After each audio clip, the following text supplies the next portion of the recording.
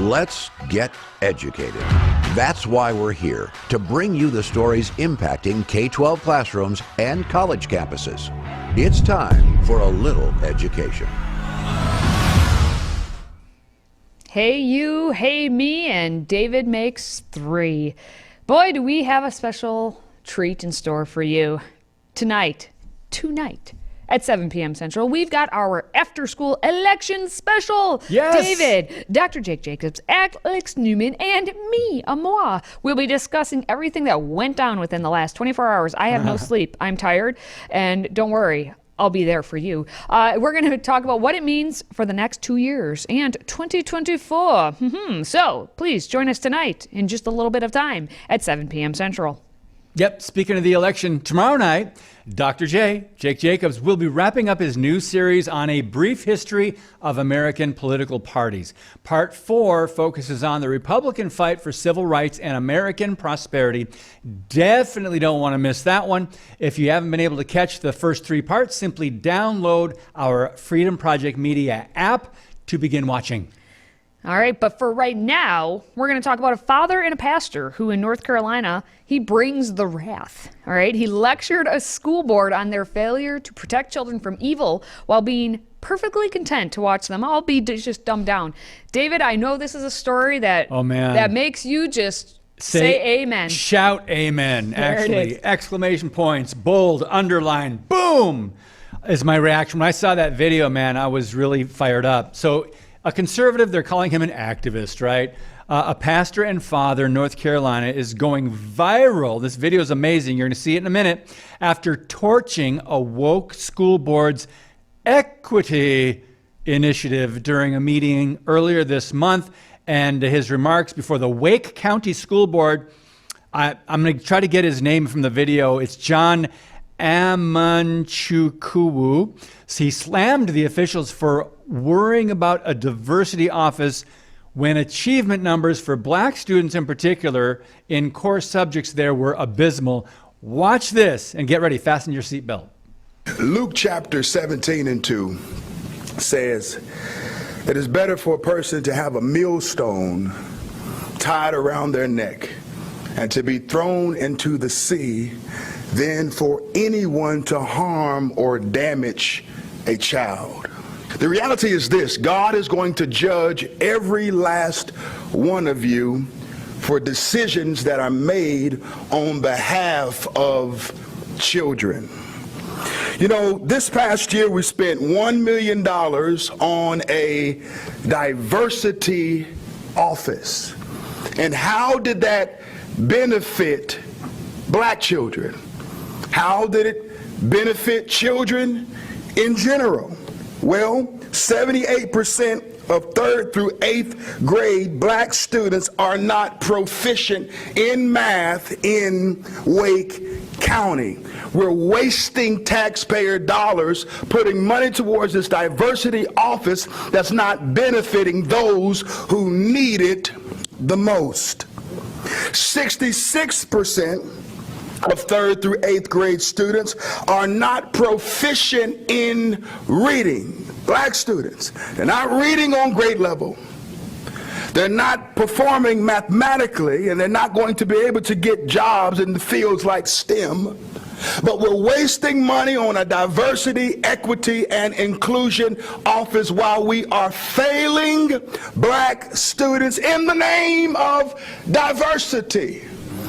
There it is, Katie. DEI, or as you sometimes say, die. I feel like Amen, I'm sitting. brother. God bless him. I feel like I'm sitting on the church pew right now. Yeah. That's a Sunday sermon. And I like how he started, because that's how he started his entire speech, was putting it back onto those members of the school board by saying, guess what? This is on you. This is on you. God knows. Yep. So can you honestly, when your day comes, face the Lord and what's that millstone? Yeah. What's tied around your neck there? Worse for you, he said, if a millstone were hung around your neck and you were thrown into the sea then you would cause one of these little ones to sin or to stumble. I actually quoted that same verse. If you watch my Christ and Culture this week, here's a little shameless plug. I'm talking about the mainstreaming of drag and queering America with this demonic drag queen story hour. But we're talking here about diversity, equity, and inclusion. I don't know how many times we've used those words, Katie. I am tired of. In fact, we in the last, was it yesterday or just earlier, we're talking about this church, the denomination in Presbyterian Church, worried about inclusion. So they're changing they're worried about their stats, right? Who's actually coming to their churches. You know what? Once we start worried about words like inclusion and you redefine that word, you're going to go all the way in a different direction than what you actually should be doing. And in this case, educating all students. And you can tell by the show we did last week where test scores are abysmal, aren't they? Abysmal. That's right. So, and he's a father and a pastor, so obviously he's well-spoken. Yep. The fact that he is able to very calmly read you the statistics of how bad our students are doing, but hey, he had more to say about how they're grooming our children as well. Mm-hmm. And as we talk about inclusion and making sure that the trans student feels comfortable and the queer student feels comfortable, what does that have to do with reading, writing, and arithmetic? As we are teaching cultural Marxism and grooming children to be the next pervert, we are damaging our kids in this public school system, and it needs to stop. Perfect timing, by the way. So is he being provocative by saying we are grooming some of these young children to be the next pervert? I mean, you know what's happening in our culture. You know what Hollywood is promoting. You know what the corporations are promoting, what the Democrat Party is, promoting. So, Katie, is that word, pervert, is that too strong a word here?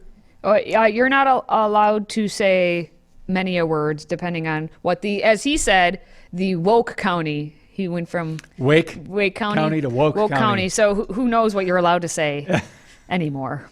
Well, anyway, still to come. We have a doctor at a gender clinic in Philadelphia, talking about perverts, who actually says that age is just a number, right? And she defends cutting off the healthy breasts of children as young as, she's 14. Why not, right? Stay with us. If you have a smartphone, tablet, Roku, or Apple TV, consider downloading the Freedom Project Media app.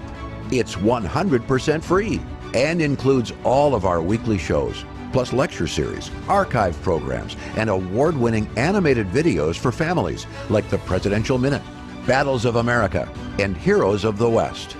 Don't rely on the social media giants to keep you informed. Simply download the Freedom Project Media app from your app store and allow notifications.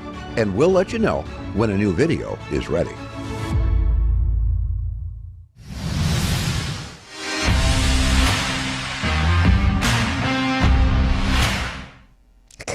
You guys, age is just a number. You know that. We knew it. We saw this coming more than a mile away. The slippery slope that is of allowing identification about basically whatever you want to be, whenever you want to be it. It was going to lead to someone claiming that age is irrelevant. That has nothing to do with anything. And so that means our children will be treated as adults if they so choose. And now we have a doctor who is saying that age is just a number when we're talking about, giving sex changing surgery, body part mutilation surgery, as we like to call it around here, to our children, because age is just a number. It doesn't even matter. Well, we have video that just resurfaced from actually back in 2020. I shiver when I say the year 2020. It was at a medical review board by the Pennsylvania House of Representatives, and it was hearing evidence about trans care for minors. We have Dr. Nadia Daushin, who's the co-director of the Gender and Sexuality Development Clinic, who suggested that a child's maturity was more important than actual age. Take a look. What would be the youngest that you would have referred a patient for either of those surgeries? So for top surgery, we have referred, and again, we don't recommend the surgery. This is based on over time, working with a young person and their family and what decision seems right and developmentally appropriate for them, that they would be sometimes receiving a letter of support or a referral to a surgeon as young as age 14 is probably sometime between 14 and 15 is the youngest. But again, like I said, the majority are happening closer to 18, more between 16 to 18.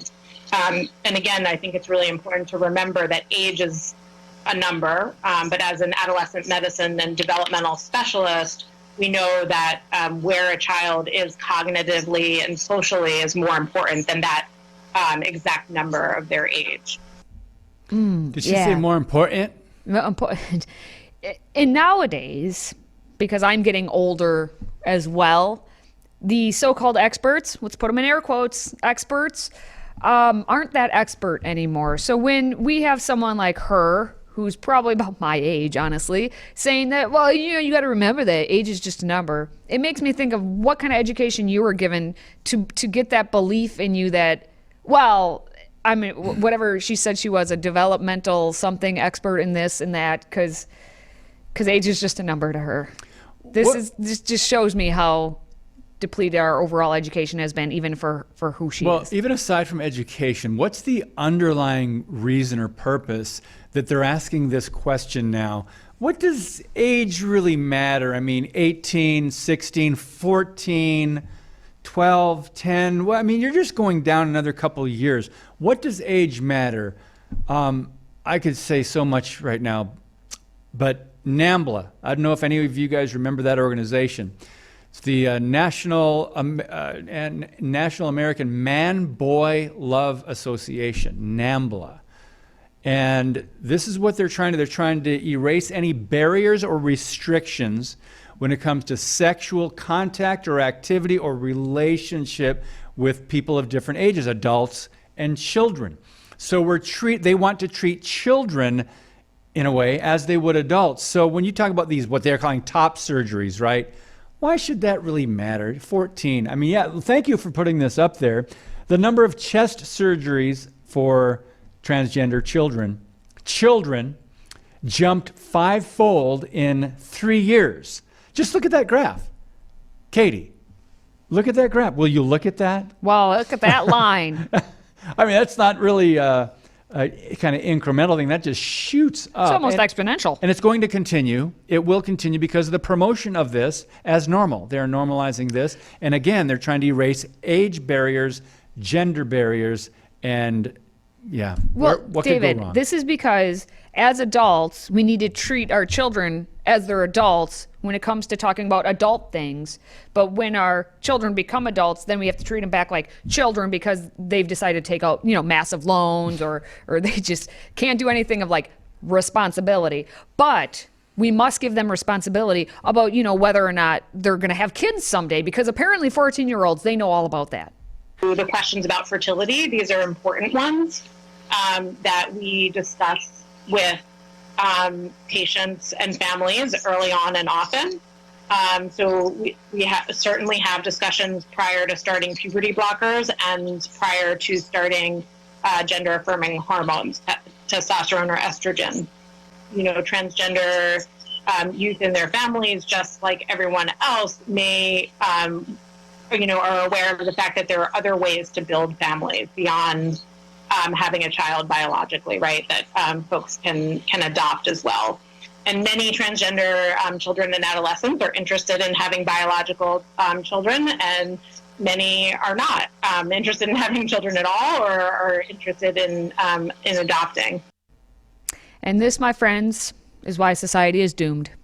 We will have plenty of cats out there and plenty of dogs, but no more humans, because they don't want to have children, because they physically, even if they decide, because at 14, I didn't want to have kids, but then by the time they're, even 10 years later, 24, 26, 28, 30, whatever, they physically can't have kids because of what they decided at 14 to cut off breast tissue and have bottom surgery. Bottom surgery is what and all the hormones that got put in, but we still have their cats and their dogs. Yeah, by the way, I made a mistake on the NAMBLA. It is North American Man-Boy Love Association. I just remembered that it's not National Association. It's North American Man-Boy love association. So Thank age you. doesn't matter though, right? But age doesn't matter, so like, who cares?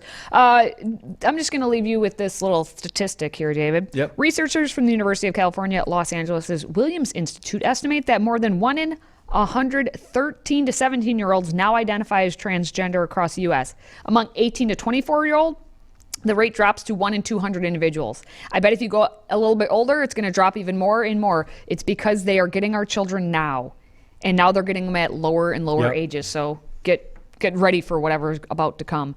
But when we come back, at least, we're going to take a look at a new educational practice called looping, as one Texas teacher has decided to embrace the trend by sticking with the same students from kindergarten all the way through high school graduation. That's next.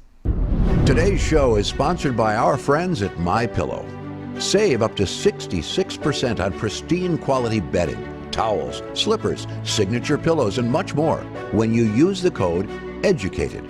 That's EDUCATED. Educated. Support this show and a great American company.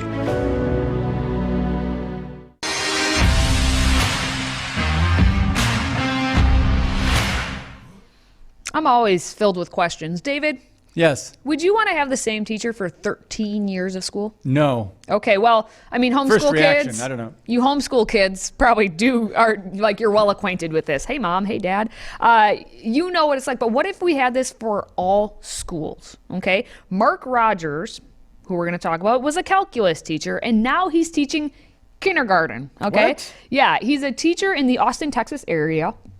And an administrator at Meridian World School, it's a charter school north of Austin, asked him to move up from 8th grade to fill an empty 9th grade algebra position. And that's when he discovered what it would be like to teach the same students year after year. And he said the first day of teaching 9th grade was completely different, which makes sense because I mean, the first couple weeks of school, the teacher's trying to learn all the names and get to know who are the kids, the personalities, what makes them like tick kind of a thing. He said, I knew everybody's name. I knew everybody's family situation. I knew how to differentiate for their needs. There was a classroom community that had already had 12 months to develop. So I was blown away. This is so much easier. This is the way teaching is supposed to be. Now, this teaching style is called looping. And I actually heard the term, interestingly, just this last week after having read this story. And I was like, whoa, now I see it everywhere. Looping. So it's a teaching style. And in one data set from an Indiana school, or the whole state, found that test scores had improved by using it. Now, the study found that the practice of rematching the students with teachers over 2 years led to actual stronger classroom relationships, which in turn then led to a small but notable increase in math and reading scores. And as we know, any improvement in our math and reading scores would be helpful because our students can't do any of it. So looping should maybe not K through all senior year, but what if it was more like first, second, third grade, you had the same teacher, and then maybe fourth, fifth, sixth. I don't know. It's an interesting thing. I'm not arguing for or against it, but it's interesting to think about. Can I say that just off the top, it seems like, well, that would be a very interesting way, you know, the students can go up with the teacher. But because many teachers are radicals, they will have even more negative influence on your children to lead them all the way left in the social. They're going to basically develop social justice minions. So that is not a good thing. But this guy seemed very nice. He seemed, it seems like a really nice guy there. There are some teachers where I would say, yeah, that would be very beneficial for students. It depends on the teacher, A. And B, I think it wouldn't work in every school. It also wouldn't work in every subject. Maybe some would be harder than others. But I do want to say we're very hard on teachers here, and rightly so. I come from a family of teachers, mom, dad, both sisters, and uncle. So today's teachers that we have been exposing on this show, Educated, and how they're influencing on purpose young children, what is called looping, would not be a good thing across the board, Katie. No, that's absolutely true. That is very true. And what's interesting is a teacher like this who appears to actually be a teacher. and when he talked about the positives, because there are positives and there are negatives, he was able to say, hey, yeah, there are some good things that happened, but there were some struggles too. Obviously, the pushback and the negative that he saw immediately was on his end, was having to learn all the new content. And so it does become a thing. If you're going to have one teacher, especially at the upper grades, try to teach everything from biology, then to algebra, then to, American history, to like all the subjects, it becomes way more complicated. But hey, if mom and dad can do it at homeschool, then I think we can too. That is a good point. He did say that, because he was able to focus on like learning the new content and not learning the new students and trying to accommodate to what's going on there, and he already knew what was going on. He just had to put himself into the new content so that he could be the best teacher for them. So it's almost like, mom and dad, if you're a homeschool parent, you've been doing this. Yeah. Like you've been looping, I guess, this entire time. Kudos. So yes, to looping. Mom and dad teaching. That's what we need. Mom and dad, homeschool. Let's do this. All right. Well, up next, we've got our top 5 Babylon Bee headlines. So don't buzz off, people. It's punny. We want to hear from you. If you have a question or comment for Katie, David, or any of our other show hosts, simply visit stayeducated.org. That's stayeducated.org and submit your question or comment. Our team loves to hear from you and might just give you a shout out on air. Again, visit stayeducated.org and connect with us.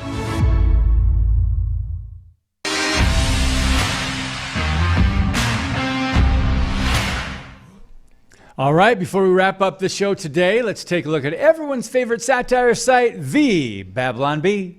Here are this week's top 5 Babylon Bee headlines. We've picked our favorite headlines to see which one should be crowned Queen of the Hive. We start with Meet Gail, the one person who still thinks Democrats are doing a great job. Next, Biden says it may take days for Democrat votes to be double counted. Next, Republicans and Democrats agree to not claim election was rigged if they win. Next, after ignoring attacks on churches and pro-lifers, media decides political violence worth covering again. And next, finally, Biden asks for COVID amnesty, Afghanistan pullout amnesty, gas prices amnesty, inflation amnesty, student loan amnesty, war with Russia amnesty, nuclear Armageddon amnesty, and weaponizing the FBI against political enemies amnesty. Oh man, that was a long one. Katie, your top pick out of those. By the end of you reading that, it sounded like you were saying namaste. Namaste. Namaste? No. Amnesty. Amnesty. And if you ask Joe Biden, he won't know the difference between those anyway. So I'm going with that one because it's a coming. It's a coming. He will be doing this for the next, as long as he's around. He will be asking for amnesty on everything. Well, he already is being forgiven by most of the country just for being, I don't know. I'll let you fill in the blank, but I like the one where Biden says it may take days for Democrat votes to be double counted. So that was my favorite. There it is. If you need to he said the quiet part out loud. That is true. Double counted. We've been told we have to be double jab, triple jab, so maybe it'll be triple counted as well, or quadruple count. How many jabs? So that'll be how many counts for the vote. It all synergy. It works together. That's a lot of jabbing. All right, well, that's going to wrap it up. That's going to wrap up our top headlines of the week. So more satire to come next time. All right, once again, everybody, tonight is the night, as Rod Stewart would say. At 7 p.m. Central, we've got our... Context, by the way. Very much so. We've got our after-school election special, and we are going to be breaking down everything that happened last night, and none of us got sleep, so we can discuss for you, with you, what's in store for 2024. Please join us tonight, basically in just a little bit, at 7 p.m. Central. And also, please make sure to do a little double tap there on the like button if you're watching us on social media, and send us your feedback, maybe your predictions of what's going to happen in 2024 by visiting stayeducated.org. Now for David, for myself, thanks for watching. Thanks for listening. Thanks for supporting the show. Until next time, stay educated.